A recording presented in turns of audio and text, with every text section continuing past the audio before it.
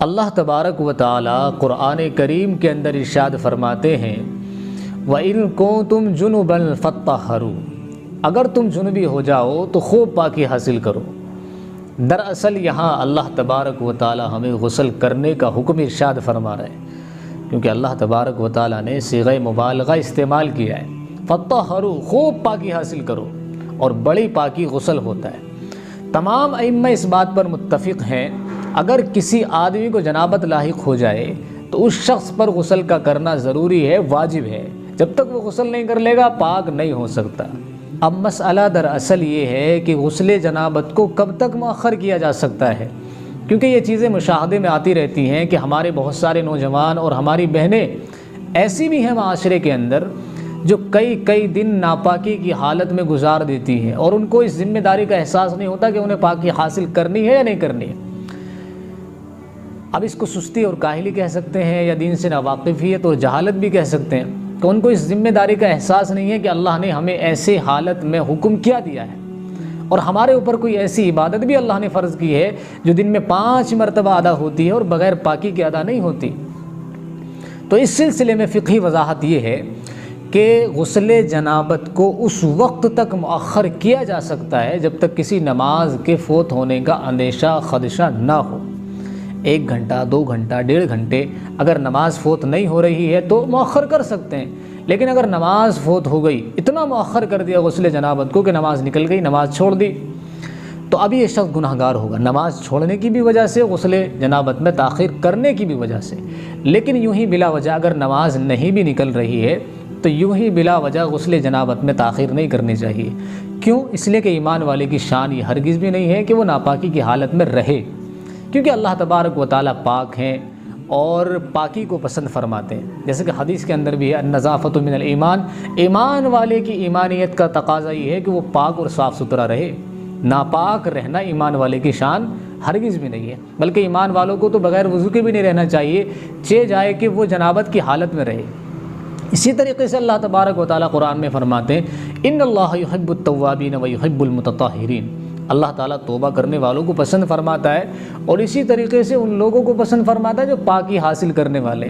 اس سے یہ پتہ چلتا ہے کہ اللہ کی محبت ہمیں بغیر پاک رہے حاصل نہیں ہو سکتی۔ اگر ہمیں اللہ کو اپنا محبوب بنانا ہے اور ہمیں اللہ کا محبوب بننا ہے، اللہ کی محبت ہمیں حاصل کرنی ہے، اللہ کی توجہ، اللہ کی رحمت اگر ہم حاصل کرنا چاہتے ہیں تو ہمیں پاک رہنا سیکھنا ہوگا، پاکی کی حالت میں ہمیں زندگی گزارنی ہوگی۔ اور اسی طرح آپ غور کریں قرآن کریم میں جہاں اللہ تبارک و تعالیٰ نے نماز کا حکم دیا تو کیا فرمایا؟ یا ایھا الذین آمنوا اذا قمتم الی الصلاۃ فاغسلوا وجوہکم وایدیکم الی المرافق وامسحوا برؤوسکم وارجلکم الی الکعبین۔ نماز ایک ایسی عبادت ہے کہ بندہ اللہ کی سب سے زیادہ قریب ہوتا ہے۔ نماز کے علاوہ کوئی ایسی عبادت نہیں ہے جس میں اللہ سے سب سے زیادہ قریب بندہ ہو جاتا ہو۔ نماز ہی ایک ایسی عبادت ہے جس میں سب سے زیادہ بندہ اللہ کے قریب ہوتا ہے۔ تو اللہ تعالیٰ نے جب نماز کا حکم دیا تو کیا فرمایا؟ فَاغْسِلُوا وُجُوهَكُمْ وَأَيْدِيَكُمْ إِلَى الْمَرَافِقِ وَامْسَحُوا بِرُؤُوسِكُمْ وَأَرْجُلَكُمْ إِلَى الْكَعْبَيْنِ، یعنی وضو کرنے کا حکم دیا، پاکی حاصل کرنے کا حکم دیا۔ پتہ یہ چلا کہ اللہ کا قرب بغیر پاکی کے حاصل نہیں ہوتا۔ اللہ تبارک و تعالیٰ کے اگر ہمیں قریب ہونا ہے، محبوب ہونا ہے تو ہمیں پاکی حاصل کرنی ہی پڑے گی۔ اگر کوئی آدمی بغیر وضو کے نماز پڑھتا ہے، کتنی نمازیں پڑھ لے، 100 سال، 200 سال، 250 سال، 300 سال، پوری زندگی وہ سجدے کرتا رہے بغیر وضو کے، اس کا ایک بھی سجدہ اللہ کے یہاں قبول نہیں ہوگا، کیونکہ اللہ تبارک و تعالیٰ نے صاف فرمایا ہے جب ارادہ کرو نماز کا تو پہلے وضو کر لو، بغیر وضو کے نماز نہیں ہوتی۔ اللہ کے نبی صلی اللہ علیہ وسلم کا ارشاد ہے لا صلاۃ لمن لا وضوء لہ، بغیر وضو کے نماز نہیں ہوتی۔ کوئی آدمی بغیر وضو کے نماز پڑھے گا قبول ہی نہیں ہوگی۔ تو پتہ یہ چلا پاکی ایک اہم کردار ہے انسان کے لیے اللہ سے قریب کرنے کے لیے۔ تو چونکہ ہم تو ایمان والے ہیں، اللہ پر ہمارا ایمان ہے، اور اللہ سے بچ کر ہم کہاں جائیں گے؟ ہمیں تو کامیاب ہی اللہ کے در پر اللہ کے پیروں میں سر رکھ کے ہونا ہے، اللہ سے قریب ہو کر کے ہونا ہے۔ ہمیشہ ایمان والے کا تعلق اللہ سے قریب تر ہونا چاہیے۔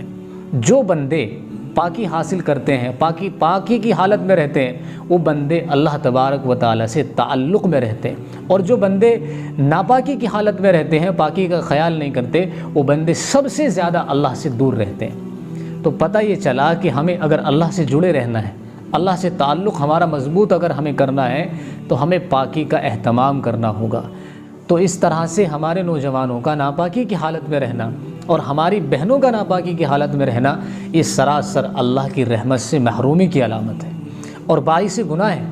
آپ غور کریں کہ اللہ تبارک و تعالیٰ نے حالت جنابت میں غسل کرنے کا حکم دیا، غسل نہ کر کے ایک تو اس حکم کی مخالفت، دوسری چیز یہ ہے کہ جب آدمی ناپاک ہوتا ہے تو اللہ کی رحمت سے محروم ہوتا ہے، اللہ کا قرب اس کو حاصل نہیں ہو سکتا۔